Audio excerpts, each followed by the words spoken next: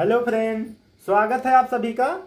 आज के क्लास में हम आपको एक नए अंदाज में घटाना सिखाने वाले हैं। तो घटाने से पहले कुछ नियम है वो समझ लीजिए। यहाँ पे हमने कुछ जोड़ा बनाया है, जैसे 1 का जोड़ा 9, 2 का जोड़ा 8, 3 का जोड़ा 7 और यहाँ पे 4 का जोड़ा 6, 5 का जोड़ा 5।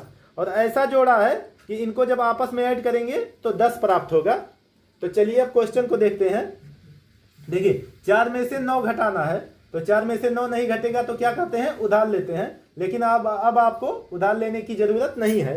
तो यहाँ पे देखिए 4 में से 9 नहीं घट रहा है, तो हमको क्या करना है, 9 का जोड़ीदार ढूंढना है।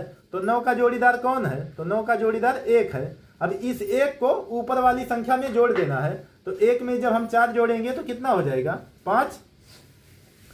अब यहाँ पे देखिए जो बची हुई संख्याएं ये जो नीचे की हैं, इनमें अब अपने मन से एक एक जोड़ लीजिए। यानी 7 है तो 8 मानिए, 8 है तो 9 पढ़िए, 5 है तो 6 मानिए। अब यहाँ पे कितना है, 7 है तो इसको हम 8 मानेंगे। अब 6 में से 8 घटेगा नहीं, तो हम क्या करेंगे, जोड़ीदार ढूंढेंगे 8 का। तो 8 का जोड़ीदार कौन है, 2। तो 2 है तो 2 से हम क्या करेंगे, ऊपर वाली संख्या जोड़ देंगे।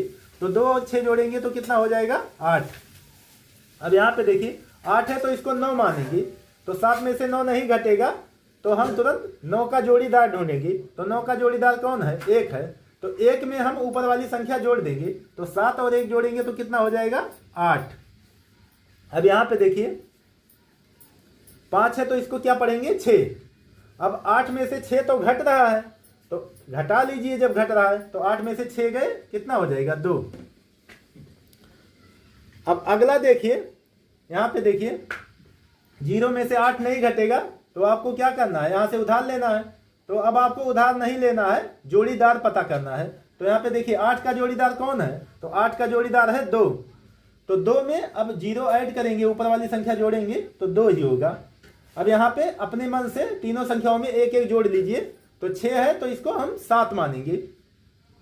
अब 7 का जोड़ीदार ढूंढिए। तो 7 का जोड़ीदार 3 है, और 3 में ऊपर वाली संख्या जोड़ेंगे तो 3 प्राप्त होगा। अब यहाँ पे 4 है तो इसको 5 मानिए। 5 का जोड़ीदार कौन होगा, 5 का जोड़ीदार खुद 5 होगा। तो 5 में 0 ऐड करेंगे तो 5 ही होगा।